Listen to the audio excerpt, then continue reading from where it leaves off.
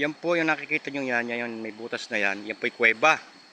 Kuweba po sa tabing ilog. Yan, diyan namin pinapasok yung mga isda sa loob. Yan, talagang dapat matagal lang yung resistensya para mahuli mo siya. Ayan, ang kuweba sa ilalim ng tabing ilog. Yan.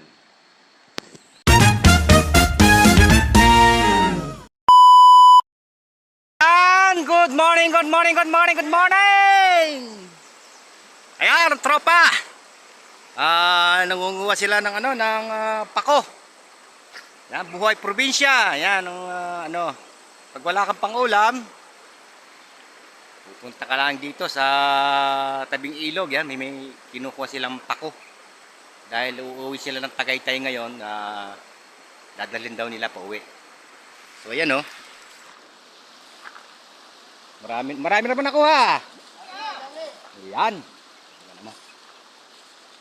Pag uuwi nila sa Tagaytay. So medyo malabo nga pala yung ating tubig ngayon kasi umulan nung nakaraang linggo. Yan, babago-bago pa lang nalinaw siya oh. Yan oh. Medyo may kalabuan pa siya. Yan oh. Marami na rin nakuha ni Melvin oh, tsaka ni JP.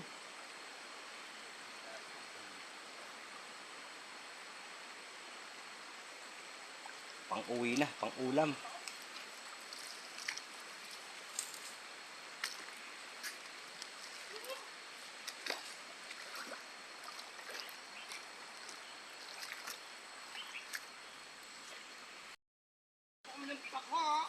Pako.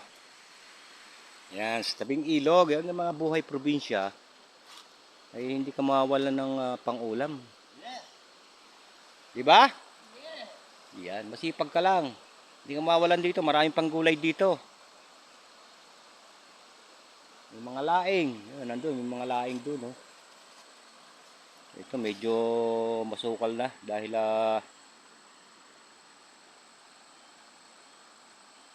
yan. Pero pag umulan, at binaha, malinis uli yan. Dilinis uli ito kasi dati to tubig pa yan dati. Ngayon no, medyo tumaas ang ang buhangin sa taas. Kaya hindi na siya nadadaanan ng tubig. Kaya dito lang siya. Dating malalim, yun, mababaw na oh. Yan mga yan oh. Dating malalim yan. Yan, napakababaw na. Yan. Masarap mag-relax dito. Pag tag-init, punta ka lang dito, magbabad-babad ka yan, tulad ng ginagawa ni Melvin, no. Medyo may hangover yata. Oh. Medyo may hangover, kaya yan, nagbababad sa ilog. Hindi mo na kailangang magtabo. Dahil dito pa lang, sulit na makapag tanggal stress din kahit paano.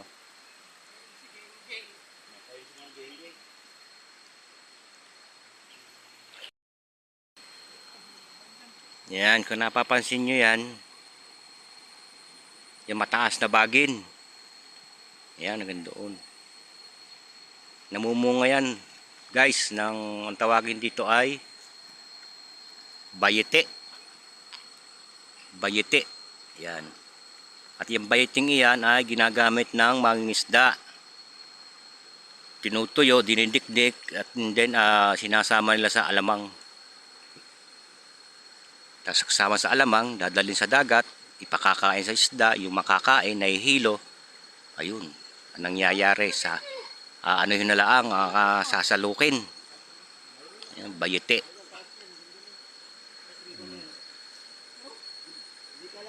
Ewan ko lang sa ibang lugar kung anong tawag dyan. Yan no, taas.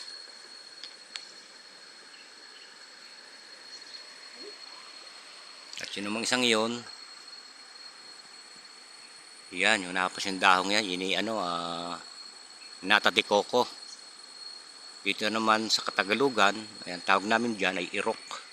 Yung ginagawang walis tingting na matigas. Yan o.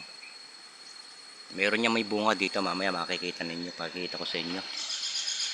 Yan, ibon o. Kunin ng ibon. Relax ka na o. Yun o. Yun. Dumapo siya ron o. Yan. O yun.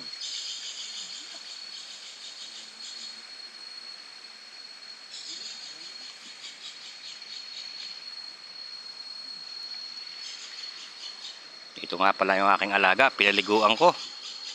Tinanggalan ko ng mga garapata. Mamaya bibilang ko siya ng panlason. Baka makukuha sa lason. Yung 7 kung tawagin. Yan.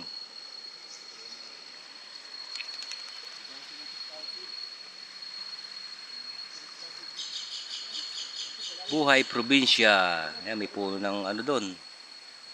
Papaya. Wala pa lang ang bunga. Yun o. Papaya.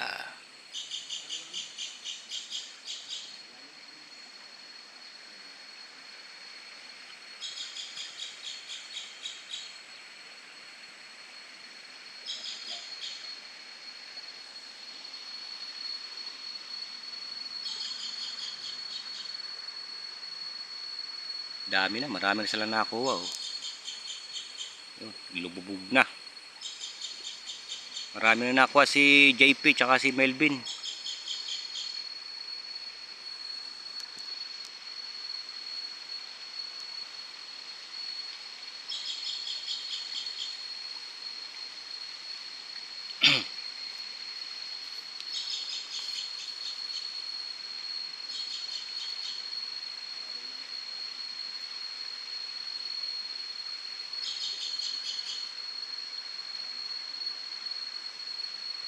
Yan, tayo pupunta muna dito sa sundo natin sila. Sa baba, marami doon. Doon sa baba doon. Oo. Tsaka doon sa may kabilanan doon. So, ito pala yung sinasabi ko sa inyong nata de coco. Yan, may bunga siya oh. Yan oh, ang bunga niya oh. Medyo kinalbo na yung puno ay yung dahon niya kasi siguro ginagawang walis tingting oh. Irok, tawagin dito. Sa English, nata de coco. Sa Spanish, washirasyon ah. Sa Thailand, pongkoya. Yan. Sa Tagalog, nata de coco, irok. Baka mga lahat ng lingwahe kasi nung ano nalalaman ko eh.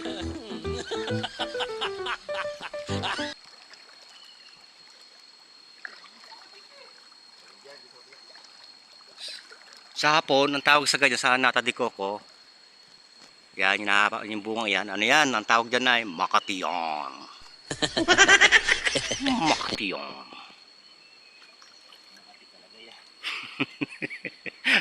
Ubod ng katihan guys. Oh, yan. Daig pa nyo na ang ano, pag di ka marunong niyang maggumawa ay talagang makatiyon.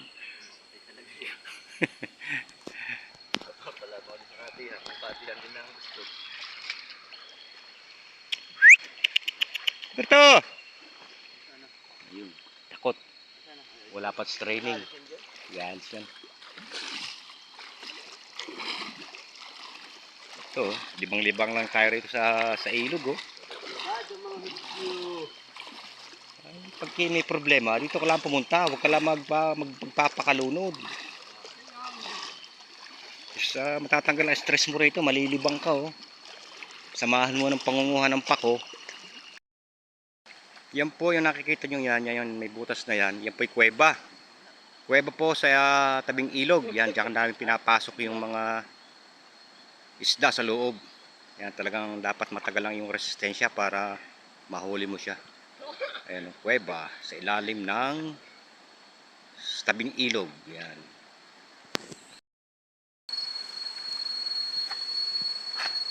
Ito.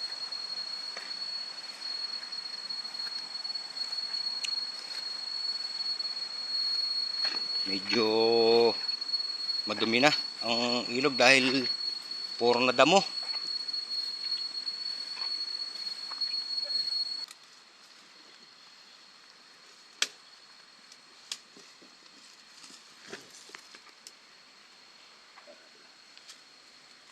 Dami oh. At pakikita ko naman sa inyo yung ibang klase ng pako. Ito puro pako to naririto eh. Yan oh. Kaganda oh. Oh. Oh. Ang gaganda ng pako oh. Oh. Murang-mura. Yan, pupunta naman tayo dito sa yung puno ng akasyang malaki. Dito malimit ano? Punong akasyang malaki. Yan, pupunta tayo doon. Ayan oh. Yan ang punong akasyang malaki. Yun ay binabayaran na ng mga furniture na gumagawa ng mga bangko ng 100,000. So hindi siya binigay nung may-ari. Ayan oh. Panalo pag medyo madumi na nga lang oh. Kasi ano na, tag-ulan na, hindi na nalilinis. Dati palaging malinis to dahil unang-una maraming mga bisita na nagpupuntahan dito, nag-outing. Yan. Yan, may mga kubo-kubo. Yan eh.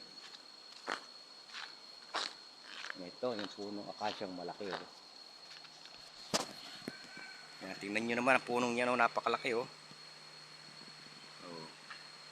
Kaya binibili ng 100,000 yan. Hindi pa pinagbili. Mga sanga pa lang sulit na eh oh. Oh, mga sanga niya oh, lalaki. Oh, akasya.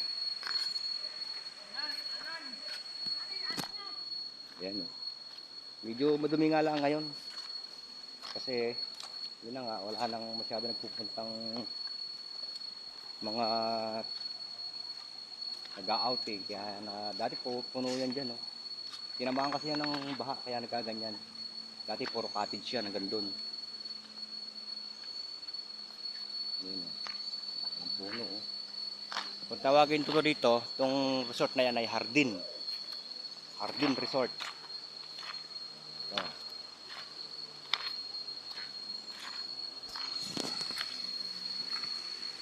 Hardin Resort sa Sitio Banilad, Nasugbu, Batangas. Ang ganda ng place niya oh. Saka malinis ang tubig dito. Wala rito yung magtatapon mga basura, pero lang yung mga dayo na nag-outing. Yan iniiwan. Pero kinukuha naman siya ng mga caretaker dito kasi may mga caretaker to rito. Iniiwasan magpaarod ng mga basura sa ilog. Yan eh. Dati kasi maluwang to, malalim. Tulad nga na nabanggit ko, medyo tinamaan siya ng bagyo. Hindi na naulit, kaya yan, ganyan kababaw siya ngayon. Dati hanggang dito yan oh. Tubig hanggang dito, hanggang doon sa pader na yun. Ngayon, babaw na. Kaya maraming napunta rito. Yan guys, hanggang dito na po ang ating video at thank you for watching. Na gusto niyo ang ating kwento ng probinsyano.